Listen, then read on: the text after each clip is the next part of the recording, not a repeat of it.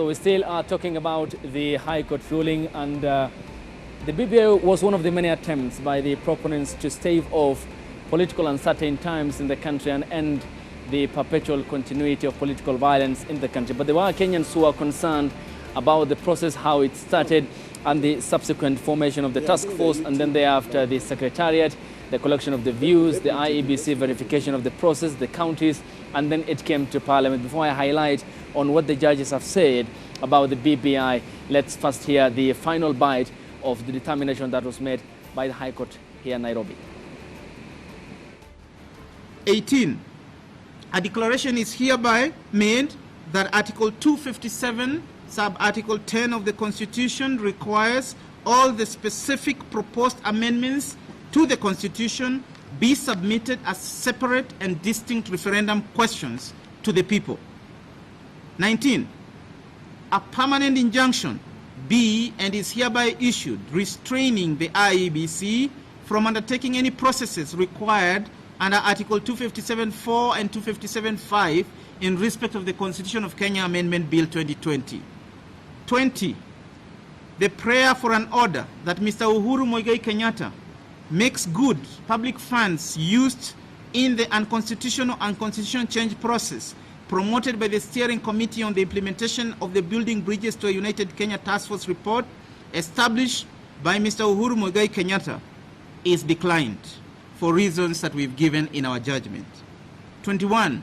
The prayer for the orders that the Honorable Attorney General to ensure that other public officers who have directed or authorized the use of public funds in the unconstitutional constitutional change process promoted by the Steering Committee, by the BBI Steering Committee, make good the said funds is also declined for the reasons we have given in our judgment. 22. The rest of the reliefs in the consolidated petitions, which we have not specifically granted above, are deemed to have been declined. And lastly, this being a public interest matter, parties shall bear their own costs. But before concluding, we take this opportunity as a bench. This is on behalf of my four colleagues. We wish to express our sincere appreciation to the Council and parties who appeared in these consolidated petitions for their well-prepared pleadings and their well-researched arguments and submissions.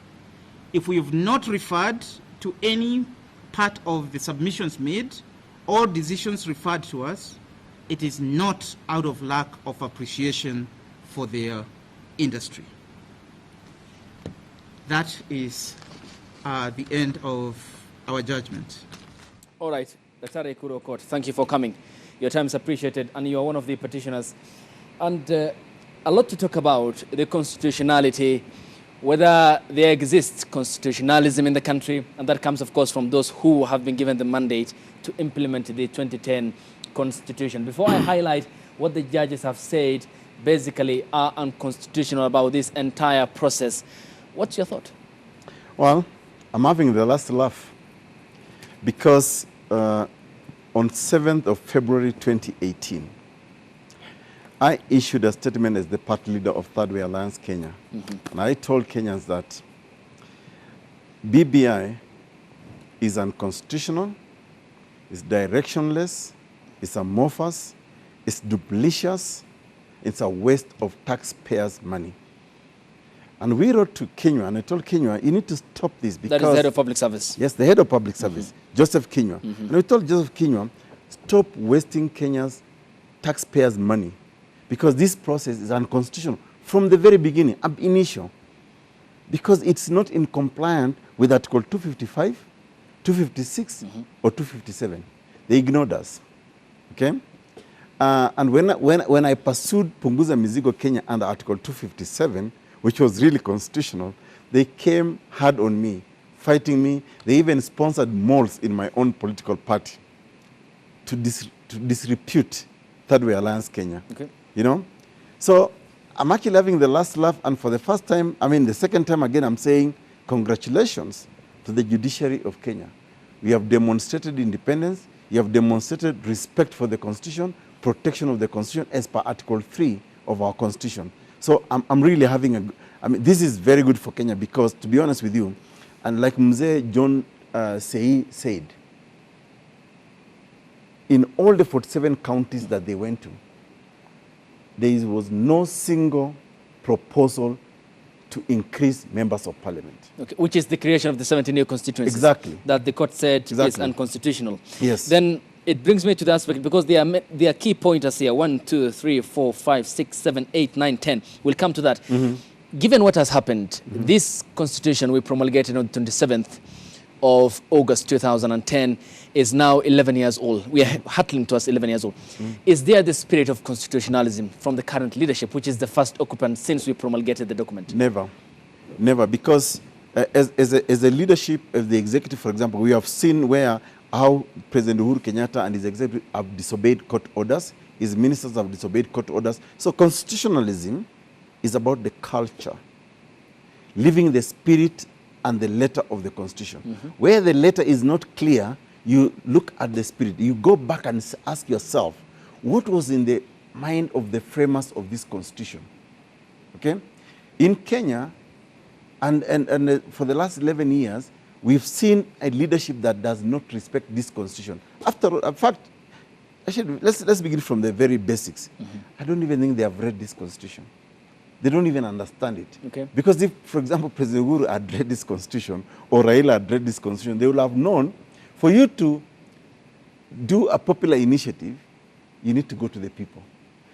This so-called BBI nonsense started from a boardroom, handshake of two individuals. That's not a constitution. That's not a constitution making. Constitution making or law making or legislative making, first and foremost, must obtain what is called the common good. In the absence of the common good, that's not a law. And this constitution, purported constitution, this rubbish called BBI, was about two individuals meeting based upon their what they call shared prosperity. Can you imagine if 47 million Kenyans, each one of them shook hands with the President of the Republic of Kenya and say, I have a shared prosperity with you, so let's make the constitution. That's not constitution making. That's not the law. And in fact, what shocks me, is who on earth honestly advises these people? And even here, assuming that there were people who actually advise them, do they ever listen to the kind of advice that they get?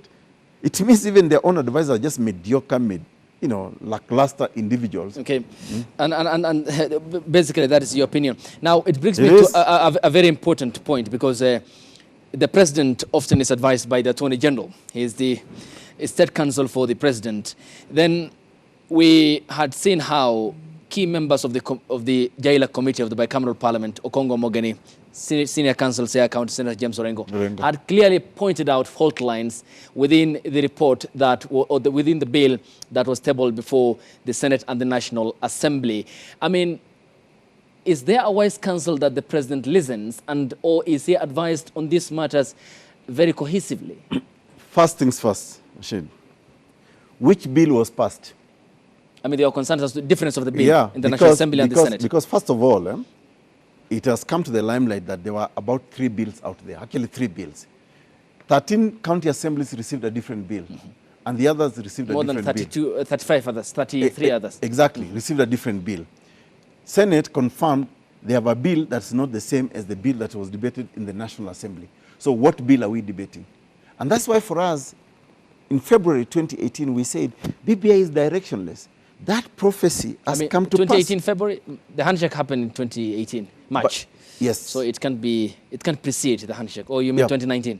2019. Yep. 2019 February. Yes. We said that BBI is directionless, and that has come to pass because right now, even as we're debating about passing of the bill by Senate, National Assembly, so which bill did they pass? Nobody can own the bill. For me, my summation is this. There is one bill that was sponsored by Raila Odinga. Another bill was sponsored by Uhuru Kenyatta.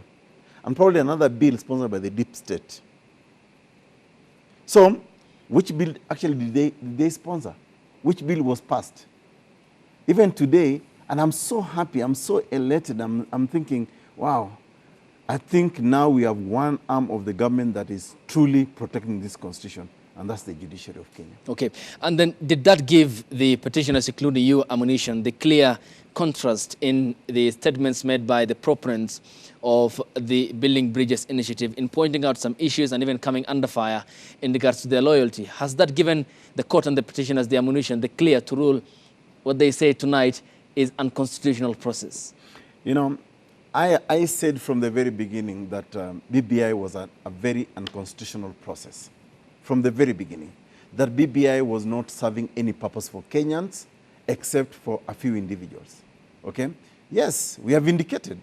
We have vindicated as the people who said BBI is nonsense, it's a waste of our taxpayers' resources, it is not within the constitution, and it cannot be about two individuals. There is no way a person called Uhuru Kenyatta or Raila Amolo Odinga can dictate where this country goes. Who the hell are they? You know? And I'm thinking, you know, I'm actually having the last laugh, and I'm thinking, for the first time or for the second time in the history of Kenya, thanks to the judiciary of this republic, they have come through to protect the constitution of Kenya. Okay, now let's come to the 10 points that the court has pointed out, the High Court. They say the president, the government, or any state agency or organ cannot initiate a popular initiative to amend the 2010 constitution. It again said that the Constitution of Kenya Amendment Bill 2020 was initiated by the president, that the BBI steering committee was an unconstitutional outfit, that the BBI steering committee did not avail adequate copies of the bill to the public and in their languages, because we are a cocktail of a nation. And the attempt to distribute constituencies in the bill is unconstitutional, that the IEBC was under obligation to make sure that there is proper public participation, that owing to how the BBI process was structured and conducted, there is nothing legitimate that can come out of it, that no evidence the BBI steering committee used public funds, but the Auditor General can audit that. That is subject to confirmation, that the president overstretched his powers by proposing amendments outside his clear mandate, that, number last, amendments in the constitutional bill shall be subjected to a referendum and voted on separately. And later I'll come to the proposal you had under the Punguza Mizigo, which was rejected by the counties. Now, when the court says that the president cannot, and the government cannot, and any state organ cannot, I mean, is it putting clear hurdle that, look, you guys, you have to respect the law and the constitution? Absolutely. And how will it deepen our democratic credentials as a country? I sat in the committee of experts in 2009 to 2010 when we wrote the current constitution. I was the CEO of the committee of experts. And one of our intentions at that time was that the people of Kenya must have a say in their social contract. The social contract is the constitution of Kenya. Okay. It is how they want to be governed. And we said, all sovereign authority, for example, vests in the people of Kenya. If you have to make this constitution, to amend the constitution, you must go back to the people. For example, where you want to change the structure of government, the structure of parliament, expanding, for example, parliament, you must go back to the people. And that's why we created Article 257 of the Constitution of Kenya, where you go to the people and tell them, I have these proposals. Do you agree with them or not? And you must garner at least 1 million signatures. Third Way Alliance Kenya in 2019 went to the people of Kenya, and we got 1.2 million signatures to amend the Constitution of Kenya. You know, during that time, they insisted there has to be public participation in the debate of the bill. Yeah? When our bill was sent to all the 47 counties of Kenya, each county assembly insisted they needed time to consult their electorate in specific wards. We never saw that in this BBI nonsense.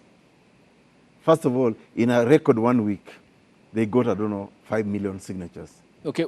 So they claim. What do you think might have precipitated that? Because there is clear dichotomy between them requesting for more time to understand, to seek the participation of the public they represent at the ward level, and vis-a-vis this amendment bill that was declared unconstitutional by the court that was passed at a jet speed. What do you think might have precipitated it? You know, it was politics. A politics of convenience, politics of expediency, and also the bad culture that this country belongs to one or two individuals or three individuals who can dictate for us how we go forward. And I'm happy that the judiciary today has actually asserted itself to say you cannot just wake up and disregard constitutional provisions, you know? And for me, that really makes me very happy today as a Kenyan. And I'm saying, if you want to amend the Constitution of Kenya, please follow the law. The law is clearly stipulated in Article 255, 256, or 257. In the absence of that, the rest is balderdash. Okay. Now, talking about, because this is very important, owing to the BBI process and the IEBC, the court ruled that the IEBC, or the Wafula Chebukati-led commission, is obliged under the Constitution to make sure there is proper public participation on this, and the attempt to distribute the constituencies as proposed in the bill is therefore unconstitutional. I mean, this has been very clear, isn't it? And despite Wafula Chebukati asking for more time, saying that we need more time, look guys, we need to do this as we did under the then Provision Commission in 2009, which subsequently led to the 2010 referendum. Whilst this has been very clear, why do you think the promoters of this bill have overlooked such a key article in the Constitution and such a key commission that's anchored in law? Because the promoters of this bill, first of all, do not believe in the Constitution to begin with. They don't believe in the rule of law. They think Kenya belongs to them. They think Kenya is their shamba. They have the title deed to Kenya. They can do as they please. Listen. The Constitution stipulates timelines when you can actually vary constituencies or come up with new constituencies. It's a mandate of an independent constitutional body called the Independent Electoral and Boundaries Commission. Okay?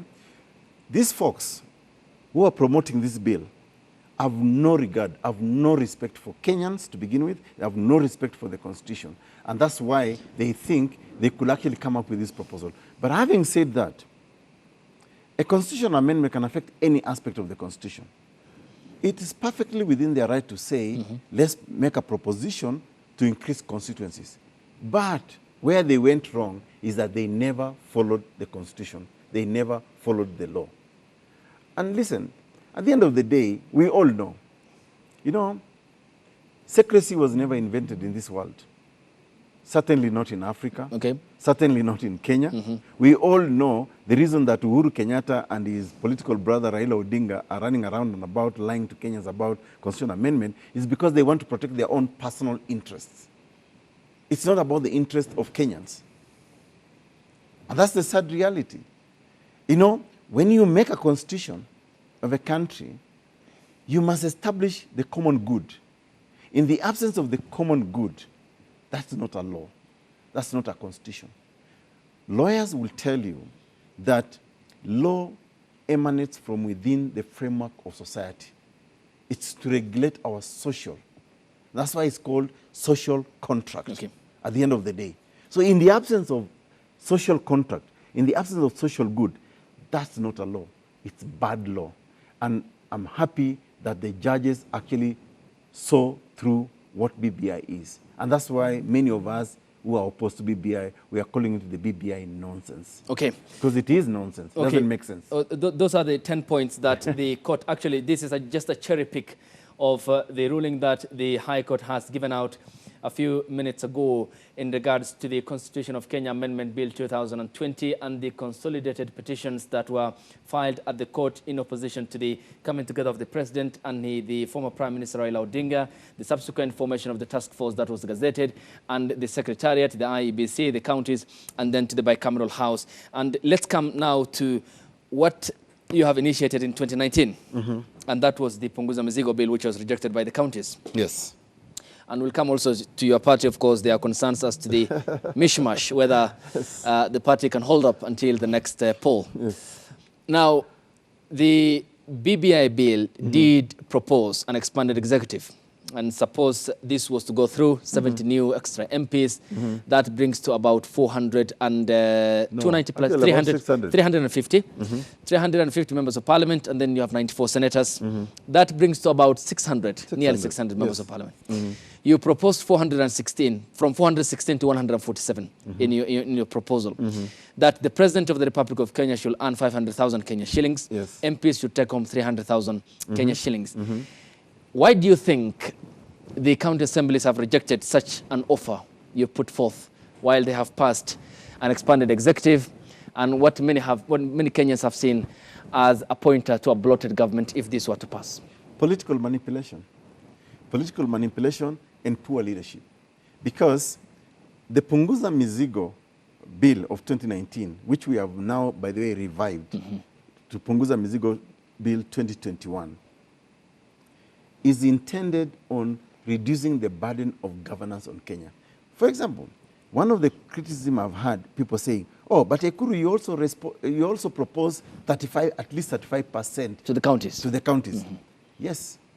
BBI has also proposed the same thing. Of course, they lifted from our bill, and put it, which we don't have a problem with. The only problem I had is, can they actually implement it? But we went out of our way to demonstrate how we can save money to be able to implement the 35% to the counties. And we went out of our way to say we need at least what is called Ward Development Fund. At the lowest unit of administration? At the lowest level of administration. Okay. So that's the only way you can equalize Kenya. We said reduce the members of parliament, because currently members of parliament are costing us Kenyans 37.5 billion Kenya shillings per annum.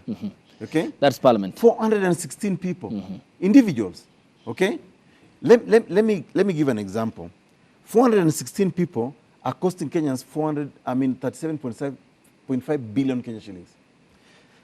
A population in Nairobi is about 5 million Kenyans. They are given 11 billion. 11 billion for about 5 million people. 37.5 billion for only 416 people.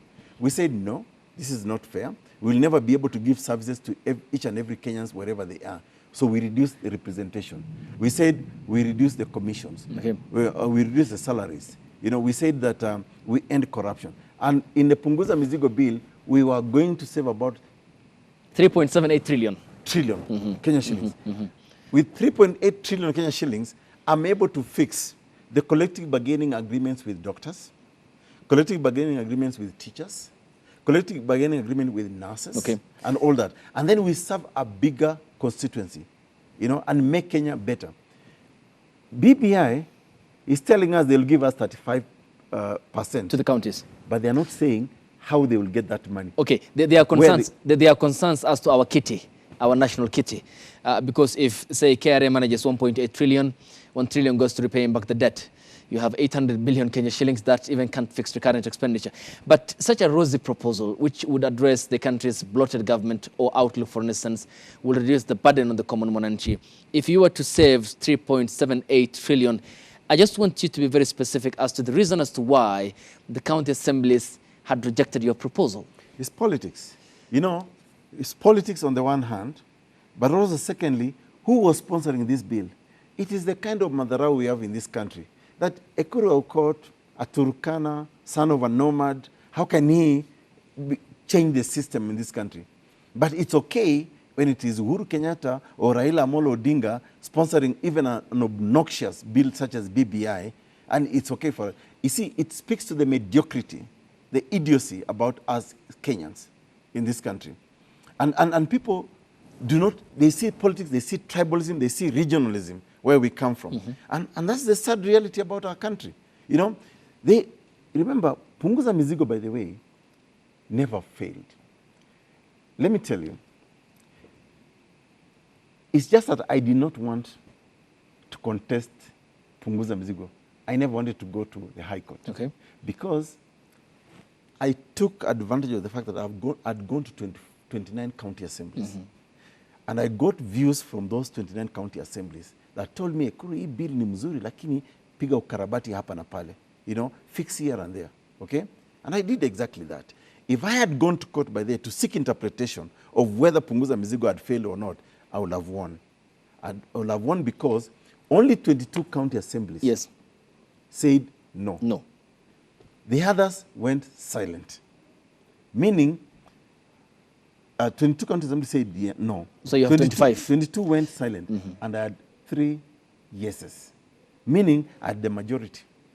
Okay. But I did not seek that interpretation. Okay. But I said, for purposes of taking the country forward, let me go back to the drawing board I've taken comments from these 29 counties. And because my interest is not about personality. It's not about me. It's not about a crew or court. I don't really care. Okay. I mean, I want a better country for each and every Kenyan at the end of the day. Okay. You said for posterity, for prosperity. That's what you said in 2019. Mm-hmm.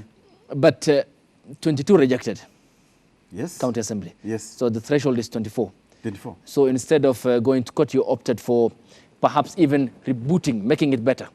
Yes, I did. And I made that decision deliberately. And I said to my guys, you know what? We can go to court. And I know I will win this case if I went to court. If I sought interpretation of the Constitution. What does silence mean in law? Silence means yes. If 22 county assemblies said remain silent, and 3 county assemblies, Machakos, Turkana, and Uasin Gishu, supported the bill, then it means I won. We'll have gone for a constitutional referendum. Okay. But you know, I said, you know what? Let's have a conversation as a people. What do we want as Kenyans? And that's why, for me, I went back to the drawing board. I revamped Punguza Mizigo 2. When I revamped Punguza Mizigo 2, they knew this was the only threat to BBI. And as the only threat to BBI, they sponsored malls and rent seekers in my political party. Okay, we'll come to the standoff in the party, and of course that is also a court matter. You had went to court to file, I mean, your reservations about the expulsion of the party. I have some excerpts from what you also said, yes, and the grounds on which the members of the party feel that you no longer cannot be their leader. So when we get back from the break, we'll also be talking about, you have mentioned also an important point about the son of a nomad, a Turkana boy. Yes. And until we guys in this country can speak about this bill, you said nobody can speak about this bill. So I'll also query you on the we aspect when we get back from the break here on the broadcast. Stay tuned. And thank you so much for staying with us here on the broadcast. Just to sample some of the feedback on Twitter in regards to the declaration of the unconstitutionality of the Building Bridges Initiative, Bill 2020. And to just get this from the Deputy President, William Ruto, who said he never used the hashtag, but he says there is God in heaven who loves Kenya immeasurably. May God's name be praised forever. And there are others that are coming in. These are from Kenyans. And Oliver says, you will never be criticized by someone who is doing more than you. You will only be criticized by someone who is doing less than you. Remember that. And reference to the ruling by the court just some hours ago. And David says, court declares the IEBC cannot conduct any serious business unless it meets the threshold quorum of 5 commissioners. The verification of BBI signatures was therefore null and void, rather, far-reaching implications on the decision made so far, including by the elections. And one final one here, which comes from the ruling by the court that this is Kipchumba Murkomen. He says, I mean, a concern that he raises as to why, just let me get that tweet. This is from Kipchumba Murkomen. He says, when the history of Kenya is properly written, the contribution of Justices Joel Ngugi, Jojo Dunga, Jairus Nga, Chacha Mwita, and Teresia Madheka will be written in golden letters. They are part of the few remaining Kenyan prophets who have not bowed down to the Baal. God bless you, he says. And coming to you, those are just the feedback. I mean, Twitter is crazy this evening. So let's come to an earlier statement that you made. And this is in regard to the son of a nomad, Turkana, by ethnicity in politics. Until we, you said, the guys you meant in this country can speak about this bill, nobody can speak about this bill. Who did you mean by who did you mean by the we? Plural we. I meant about us Kenyans. I meant about, I wanted to remind Kenyans of the fact that when we were making this constitution, the first article of this constitution vests authority and sovereignty in the people of Kenya. That the constitution and the law belongs to us, not to 1 or 2 individuals. The constitution of this country does not belong to Uhuru Kenyatta or Raila Amolo Odinga. It does not. It is the people of Kenya because it's meant to serve us. So I was trying to prick the conscience of Kenyans to say, don't be duped by one or two people. Whatever they decide based upon their own interest, remember it will affect you. And that's why I say, until we, the people, we Kenyans, decide what is good for us, that's when we can change this country. This country cannot be changed by one or two individuals. Yes, an individual can come forth and say, I want to give leadership. Yeah? But that leadership ought to be based upon the common good. It has to be predicated upon what is best for the country. It cannot be based upon what is good for me as an individual or what my interest is or our interest is. And for me, I was telling Kenyans, please think about yourself first. This is your country.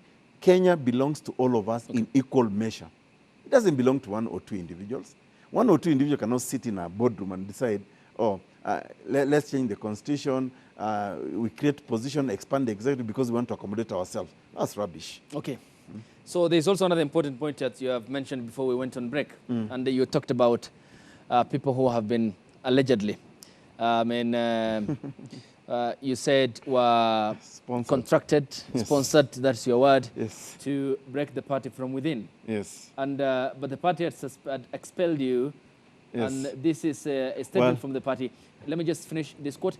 We wish to bring to the attention of our party members and the public that Dr. Ekuru Aukot has today been expelled from the party and dismissed from the office of the Third Way Alliance Party of Kenya as its leader. And this was a statement. The party's neck unequivocally confirms that to our members, we made a decision without malice, bias, or hatred, despite the former party leader hopping from one media house to the other to disparage in regard to the recent decision made by the NEC. Why has the party reached this decision? First of all, I've never been expelled from my party. This is my own party. I founded it.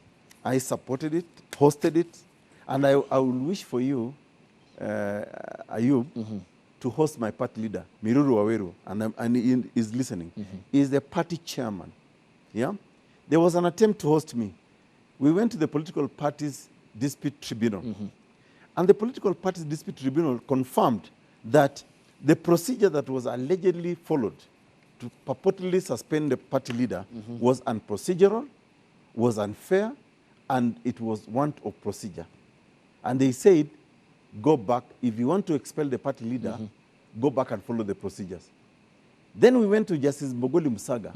Justice Mbogoli Musaga, without necessarily debating this case, suspended all the orders of the political parties dispute tribunal and restored the status quo.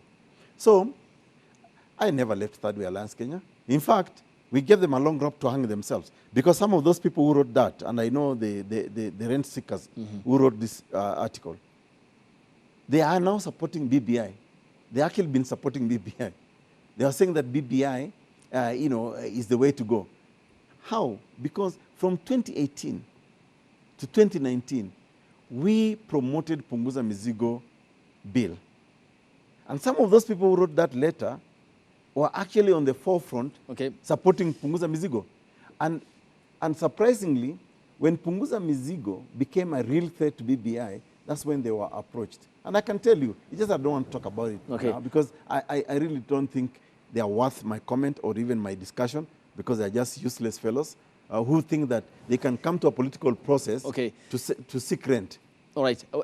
I just want to talk about the subject matter as a party leader, as a liberal mind, as a constitutional lawyer, because that is the important aspect of it, not, of course, the individuals, but the party has structures, isn't it? No, but what is important, Ayub, but the party equally has structures. The reason I'm being fought as a Ekuru Aukot is because of my leadership on Punguza Mizigo against BBI. Okay, I'll come to that. Because what you pointed out, Daktari, is the exogenous pressure from top. Yeah. Okay, we'll come to that. But in terms of the leadership aspect here, it was also directed that you appear before the NEC committee. It has never happened because the political parties dispute tribunal said, you guys did not follow. By the way, I was on holiday with my family. You're in Diani. When they had a kangaroo meeting to purportedly remove me. The procedure is very simple. If you want to send me a show cause letter, give me my charges and afford me an opportunity to defend myself. That's what natural justice is all about. That's what our constitution is all about. And that's what the dispute tribunal pointed out and said, but you guys made a decision. The guy was not even in Nairobi. You know, you never gave him an opportunity to appear. They never. So this was a kangaroo. And secondly, by the way, most importantly, and I don't really want to waste time on this because we have got more important issues to talk about, COVID and whatever. The people who purportedly removed me from my party had been suspended or were on suspension, including the Secretary General of Third Way Alliance Kenya. A lot of the guys, about 8 of them, 5 of them, had actually show cause letters. How can then those people come and sit in a kangaroo sitting and say they want to remove a crew of court? By the way, let me tell you, that's really a small matter. For me, that's not here or there, because this matter is before court. Okay. What is important for us to talk about right now is that I'm happy the judiciary has said the BBI process is unconstitutional. Okay. Can we focus on more bigger things? For example, how do we revive the economy of this country in this pandemic? How do we make sure that the 7 million small jobs that have been lost, businesses that have been lost in this country can be revived? All right. You know, how can we vaccinate Kenyans in the so-called super spreading counties of Kenya? All right. That's what we should be talking about. I take the note. Of course, it's a concern for even global economies as to how they can get out of the COVID-19 waters and navigate to post-COVID-19. Most importantly, you mentioned the BBI. Yes. And you said its arrival to, oh, the Punguza Mizigo was arrival to the BBI. It was the only genuine political constitutional amendment process. Okay. Why would then the proponents of the BBI want you to be expelled as the party leader of the Third Way Alliance Party? I can tell you for a fact, because they can't compromise me. They can't compromise my leadership at the party. I am the only person in this country with my leadership that has actually sponsored a genuine constitutional amendment process in the history of Kenya. Remember, 2015, let's go back memory lane. 2015, 2016, ODM Oko Kenya attempted to amend the constitution of this country. They could not even garner the requisite 1 million signatures.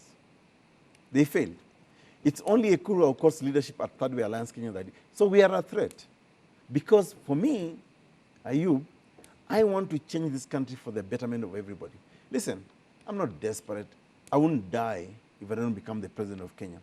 But what continues to kill me is our acquiescence, our silence about what's going on in this country. Why we are not able to speak about the bad things that, for example, Uhuru Kenyatta and Raila Odinga are proposing in this country. Let me tell you, if we allow BBI, if we even allowed BBI to actually go through, we are going to be slaves for eternity. If you think, for example, about the proposal in BBI of a prime minister coming from a party from the majority, it was even endangering his own people, the Kikuyu. I know many Kikuyu people who make a living in Turkana, where I come from, in Lokichar, where oil has been discovered, in Lodwar, in Mandera, in Wajir, and the rest. But the politics we are playing at the national level is about the survival of a few individuals, not the majority of the people. Kikuyus are very entrepreneurial, and we need them for certain things. Okay. Yeah? That diversity is what we need in Kenya. Okay? But a few selfish individuals sitting at the helm there think they can use their people for their own personal interest.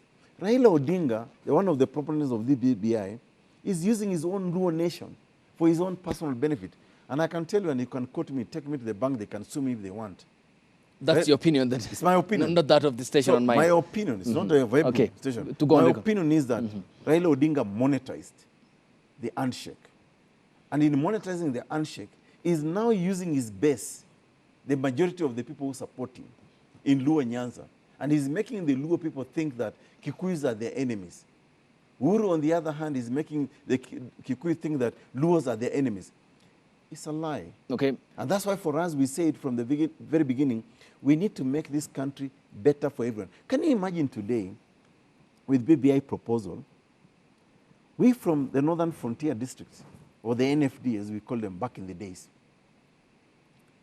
and actually, Otiende Amolo made it clearly. Let me just use Otiende Amolo's example. Okay. Otiende Amolo said 7.5 million people in the entire Nyanza are being given 7 constituencies.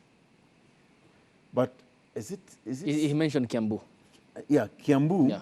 with 2.4 million people, are getting about what? Is it 13 or 15? More than 6 there. More than 6 constituencies. How is that even fair? How are you holding this country together? Because the basis upon BBI came is to try and unite Kenyans, to build bridges and unite Kenyans. That's not uniting Kenyans. Okay. Now, your objections, of course, were part of the petition that the High Court ruled or determined just this evening. And I want us to finish up with this because it's very important in regards to the going forward of this country. Now, you mentioned about the top echelon. I mean, putting forth their interest at the expense of vulnerable, poor Kenyans. Yet you presented a rosy, flowery, very simplistic that would save the country 3.78 trillion Kenya shillings. But it wasn't rosy, it was genuine. I'm talking about the in terms of the getting the enticing aspect for you to get the support needed. Yes. Constitution of the 24 counties. Yes. So Kenyans rejected that at the county level. Well, Kenyans never rejected it. It's the county assembly. Through their representatives, yes, okay. 24 counties. Okay, yes. And you have on the other end the likes of the Prime Minister you have mentioned and the President, who have members of Parliament in the National Assembly, the Senate, and also across the county assemblies. Have you thought about a political mathematic plan that will enable you get the votes, get representation at the county level and at the national level so that you can champion the gospel of wanting to change Kenya for eternity? You know, Hayub, let me tell you, my phone has not stopped ringing from when this judgment was made. People have been calling me and telling me, could please bring us back Punguza Mizigo. You know, it is up to Kenyans. I only presented myself as a presidential candidate in 2017. I gave them a plan. I told them this is what I want to do for Kenya. I think the challenge for us Kenyans is this. Can we interrogate ideas? Let's give everybody a chance in equal measure. Let's stop tribalism. Let's stop this commercialization of politics. Because even if I had all the money in the world, Ayub, I will never bribe anybody to seek public office. Because that's the basis of corruption. So I will still continue my conversation. And I'm calling upon Kenyans, you know, join the struggle, join the conversation. Let's make Kenya better for each and every one of us. Because that's what we want. At the end of the day, it is about Kenya. Let me tell you, you know, I'm a student of forced migration. And I'm blessed that I traveled in many countries. I've been to as far as Gaza Strip, Israel, looked at how refugee camps are. And I've been to South Sudan, you know, Somalia, and all those places. In the refugee camps, I've met ministers, former ministers, governors of banks, central banks. Who fled because of persecution. And that tells one story. If we don't fix the country, it does not matter what position you hold. You can be a high-flying lawyer. You can be even a minister of interior. When hell breaks loose in your country, you'll find yourself in a refugee camp lining up for food, for a portion of maize, oil from World Food Program. I don't want Kenya to go that route. In 2007, 2008, with the post-election violence, 650,000 Kenyans fled this country and became refugees in Uganda. We don't want that. Okay, and because you mentioned 2007-8 post-election skirmishes, the ugly spectre that engulfed the country when the polls were disputed and Samuel Kiviti, the late disowned EC case management of the elections. Now, the court verdict is out. Of course, we expect an appeal. But this is one of the many attempts that seeks to extricate political violence from this country. And after every electoral cycle, for instance, the one you participated in 2017, we normally have the political climate which deteriorates. You said the Kenyans have fled to Uganda, foreign investments that decline, tourism earnings that dip in the country. Then the IEBC is not reformed at the moment. The court has highlighted that it's unconstitutionally now composed or constituted because of the commissioners who resigned. Kriegler did recommend in his report after the 2007-8 political violence that we must make substantial changes to the IEBC 2 years to the elections. In 2017, we made it in February, some 6 months before the elections. Now we are less than 15 months before the next elections. I mean, why then all this absence of the adequate attention on this critical commission? But it tells you a story about how the so-called top echelons of our power do not respect the Constitution, do not believe in any findings about our country. You know, one of my objections as the party leader of Third Way Alliance Kenya and as a party is that BBI, we don't need BBI right now because what ails this country has since been established in a number of commissions, including the Kriegler Commission. The Kigler inquiry established what is wrong with our electoral system. The Waki Commission established what is wrong about election in regard to violence, post-election violence, okay? And let me just correct you, Ayub, and many Kenyans. IEBC is currently constituted. It's actually constitutional. If you read chapter 15 of the Kenyan Constitution, okay, it talks about independent commissions. It says a commission must have a minimum of 3 and a maximum of 9 commissioners. There are now 3. IEBC is properly constituted. The only thing we can criticize IEBC is the lack of, say, gender parity in the commission itself. Commissioners, not the commission. No, because the commission is also 3. about the secretary and the rest. Because we are now 3 commissioners yes, who are all male. They are yes, because they are all male. Exactly. That's the only way you can. That's the only thing you can criticize IEBC. But constitutionally speaking and legally speaking, IEBC is properly constituted. And let's go back memory lane, Ayub. From 1997, the political class in this country, the political leadership, especially the presidential candidates, have always wanted a different IEBC that will favor them. We've never had one IEBC preside over 2 elections. The reason they want to remove this current IEBC of Chebukati and others is because of 2022 elections. And I say this because they criticize the commissioners that it's not properly constituted. How come nobody is saying the same IEBC declared us as governors, senators, MPs, MCAs, women rep, senators, and all those, okay? Or in the by-elections. The only contestation or the only problem about IEBC relates to presidential vote and election. And that takes us back to the question about this country being defined in the context of 1 or 2 individuals. Kenya belongs to almost 50 million Kenyans in equal measure, not to Raila Odinga or Uhuru Kenyatta. Okay, individualization is what you have always talked about. Yeah. And let's get some final tweets here, then we can call it a night. Rachel says, it is the responsibility of intellectuals to speak the truth and expose lies. She quotes Naomi Chomsky, who is an intellectual. Yeah. Mudiora Kariara says, our constitution is still under attack. The safeguards therein makes it possible for it to self-preserve. I laud the courage and integrity exhibited by the High Court judges today. Wakenya sasa tuamke. And we have this final one from Jimros Mudi, who says there is hope in Kenya's judiciary after today's High Court ruling. President Uhuru Kenyatta should not punish the judiciary for making such a sober ruling. Now, let me quote Justice Jairus Nga. He said a constitutional amendment can either be initiated by a parliamentary initiative or a popular initiative. It's clear that the Constitutional Amendment Bill 2020 is an initiative of the President. The President is not an MP, cannot directly purport to initiate a constitutional amendment. Of course, this is a feedback that continues to stream in. Totally agree. And what you have earlier on pointed out, and Dr. your time is appreciated. Many thanks for coming. Despite the rain, despite, of course, the hiccup in terms of the traffic snarl up coming here, it's always appreciated. And thank you to you too for watching the broadcast.